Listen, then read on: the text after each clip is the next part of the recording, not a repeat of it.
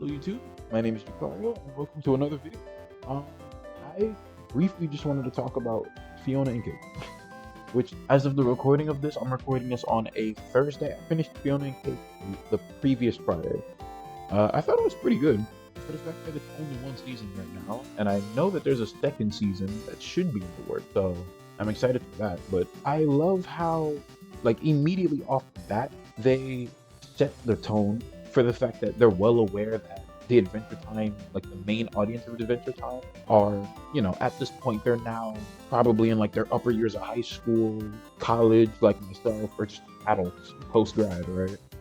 And as a result, they can get away with using more. Now the characters will say stuff like, "Oh, damn it, holy crap," or like they'll just do things that are like more like in line. Like she kind of like there was like certain moments where like they'll hint at characters sticking the middle finger up, or just straight up make them stick the middle finger up, and that kind of stuff. To me, at least, I always find that just kind of funny.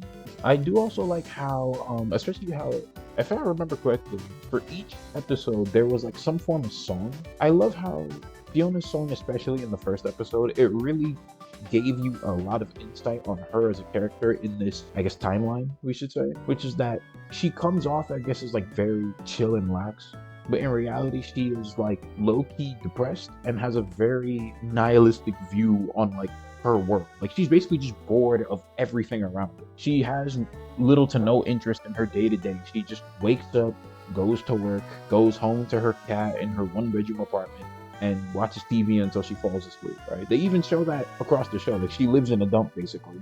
Like even in the beginning, like when she's putting on her uniform, she just picks off a dirty shirt off the floor and just picks it up. For me personally, I love when you build characters that have some level of depth to them, and that song plus her behaviors immediately build some level of attachment because I'm like, oh, okay, now I understand what she's like. Same with Cake. Once Cake started talking and then she got her own little song, it was nice to know, like, I kind of like how they used her as like the way how like pets kind of think.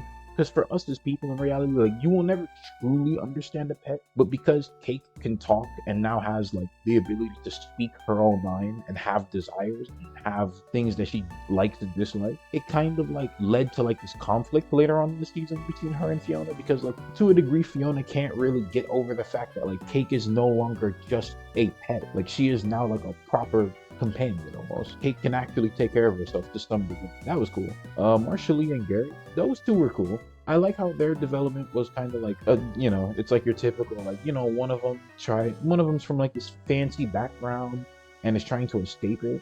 And then the other is kind of like more on like the humble side of things. I do like how they kind of swapped it because, especially I know in the original Adventure Time, it was kind of portrayed like, Gary or Prince Gumball. He was kind of portrayed as, the prissy, rich higher up. And Marshally was just a male Marceling, right? Just kind of goes with the flow, doesn't really care too much about royalty and super fancy stuff, right? But they kind of swapped it this one. They didn't, but like in terms of their backgrounds, they kind of swapped like where they come from. I don't think we had too much insight on Gary's past, but I know from Marshall he comes from like, very rich people and he just doesn't want to be a part of that lifestyle. So he seeks comfort in someone like Gary who's more like down to earth and willing to do more chill things that aren't like too prissy and fancy. Simon as a character was really well put in this show. The way that they gave him that closure, post the finale of the original series, that was an amazing way to tie it up. They basically spent the whole of this season basically slowly hinting that, Betty became, let's go, Gold Betty, because of him. And he questions why she does it. And it's like, in reality, by the way, I love how they used Hermie and Beth again for this side series. Lovely stuff. I hope they do it again next season. I love that they use those two to kind of like explain that Simon's been so like tunnel visioned on what he wants that even from the very beginning he didn't really consider what Betty wanted. You know what I mean? Even with like the Casper and Nova, Simon was so confused, like, what? I'm doing all the right answers, why is it not working? And then Beth told him no.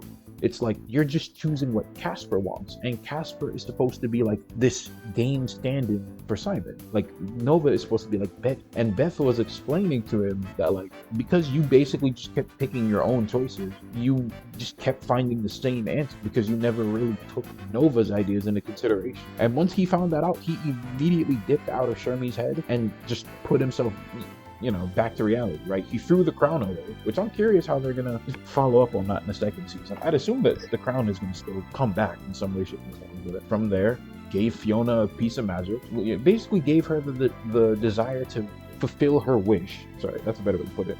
To fulfill her wish, making her world quote unquote real, aka establishing her life around her in the official, like, I guess, Adventure Time universe, basically. Even like the little nods that they did to all of the other like various universes, both old and new. I love that they did that. For example, Farm World Finn, basically the Finn that was kind of like, how do I put it? I guess the more quote unquote normal Finn, like the one that just had like just a normal pet dog. Like they showed him all grown up, and now he's this grown man with, I'm assuming, with even though his wife is dead, he has this grown man with 3 kids. Just takes care of the farm all day. That was kind of like, I love that contrast between him and I guess original Finn, who grew up and basically just became like, he basically stayed being an adventurer like he did in the original series. The only difference is that at this point in the timeline, Jake has already died at this point in the story. So it's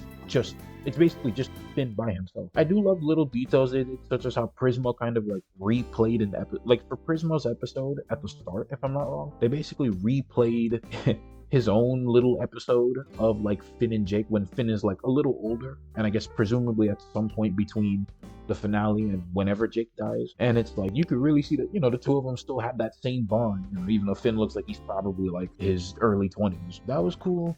I do wish that in some way, shape, or form, I hope that they touch on how exactly Jake died. A lot of people did theorize it was probably just old age, especially in the universe, in the land of Ooh, dogs kind of age a bit weird. Like, it's still kind of like the same logic of like, human years and dog years are like multiples apart. I do wish that they gave a little more insight on Jake dying. Like, I feel like even if he did die of old age, they could have at least like hinted at that, because it is just theorized if I'm not wrong. Anyways, yeah. Also, I really loved Prismo in the original series, but I'm glad that he got like his own major role in this spin-off, I guess you would call it. Yeah, in this like spin-off, because Prismo was genuinely one of my favorites in the original, because I just love the idea that like he's extremely powerful when you really break him down, but he's so chill.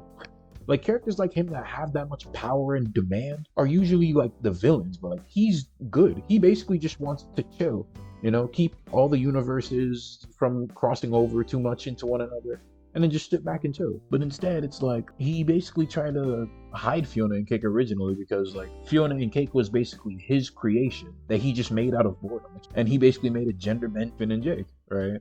Or a gender bent Adventure Time, basically. It's cool that they gave extra, like even like tinier details, such as how like in the original Adventure Time, Fionna wore a skirt, but then when he tried to give her and Cake their like original forms back, Fionna didn't like the skirt, so he gave her short. Like little things like that. Those are some cool details, because realistically, she could have just said, "Oh, I don't like this skirt," and he could have just been like, "Oh well," anyways, and just kept going without giving her anything. Like that, little things like that.